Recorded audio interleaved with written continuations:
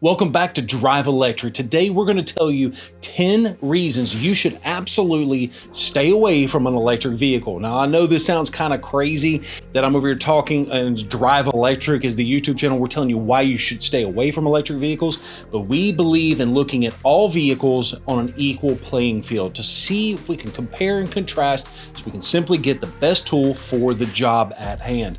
The first complaint and first reason you should stay away from a vehicle that is powered by batteries is going to be the overall range. Some people still have range anxiety. Now, I also want to mention to you that I am an F-150 Lightning owner, a proud Lightning owner, and I love that truck a lot more than I thought I would.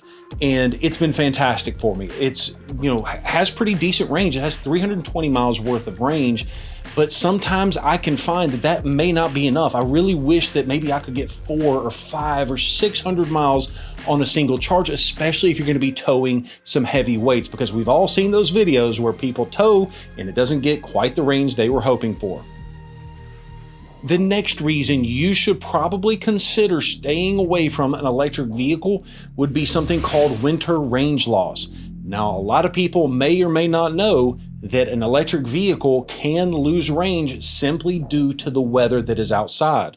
So an electric vehicle really runs the best when it's 72 degrees outside, but realistically, it's not always 72 degrees.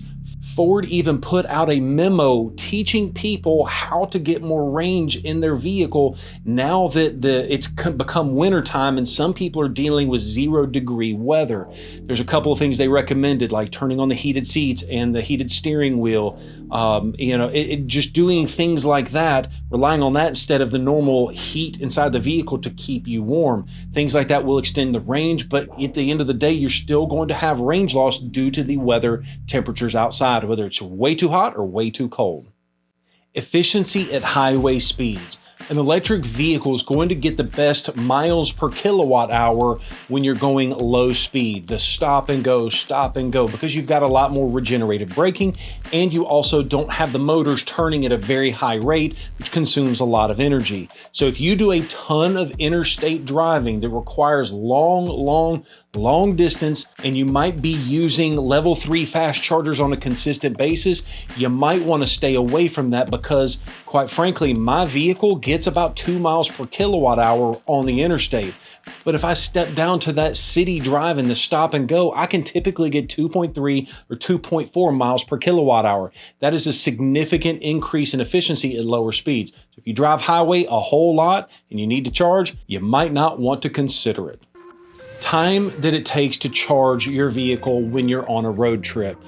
Every minute can make a difference, especially if you've got young kids in the vehicle. We recently took my F-150 Lightning from Birmingham, Alabama, 12 hours down to Orlando, Florida. That drive typically takes me about 10 hours, but with all of the stops and things, it did take us about 12 hours to make that trip. And a big part of that is the extra cost of time it took to charge. Sometimes I can push through in a gas vehicle with a larger fuel tank and I can push through and get down there pretty quickly. But unfortunately, with the electric vehicle, you have to stop. Now, it's probably good for my bladder. You get to stop more often. You can stop and pee, stop and get something to eat. You can just stretch your legs. But once you're done doing that, sometimes, especially on my trip, I had to wait another 20 or 30 minutes to get that full 80% charge that I needed on that DC level 3 fast charger. So just consider that if you do a ton of long distance road trips.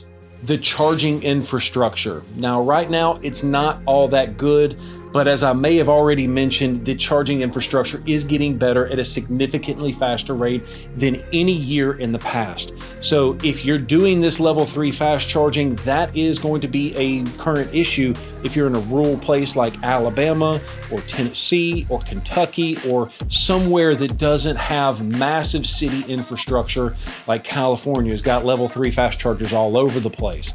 So just keep in mind that if you do a lot of that driving, you might want to consider. The other thing that I don't like about the infrastructure is that I've noticed a lot of Electrify America chargers are inoperable. There's another level 3 fast charger that I believe is a charge point charger real close to where I work. And guess what? 2 of those 4 chargers don't even work at the time that I'm recording this video. So just keep in mind that it's not 100% reliable when you can just pull up to a gas station, pump the gas, and you've got, I mean, it's pretty simple. Another reason you might want to consider staying away from an electric vehicle is because some people think that I'm just trying to make a political statement by the vehicle that I drive based only on the fact of the vehicle that I drive. At the end of the day, an electric vehicle and an internal combustion vehicle are just 2 different tools to get the job done. And so I don't like the stigma that could or could not come with, you drive an electric vehicle? I've mentioned to you a couple of times, I'm from Alabama. I'm a little bit of a redneck at heart.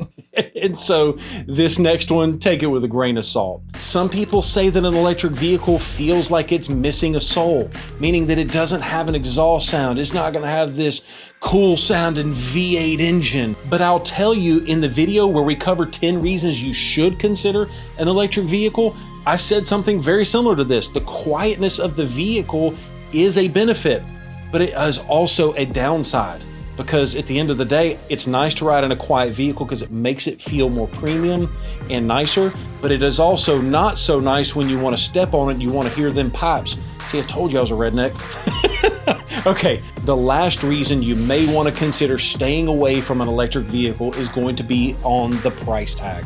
Now, yes, you can find an inexpensive electric vehicle out there, but by and large, electric vehicles cost more than internal combustion engines. Now, the good news is that the cost of fuel, which is your electricity at your house, generally speaking, is a lot less expensive than paying $3 and $4 a gallon at the pump. But just keep in mind that if you have to pay $8,000, $10,000, $20,000 more for a comparable ICE engine, there is a higher cost of entry just to get in that vehicle.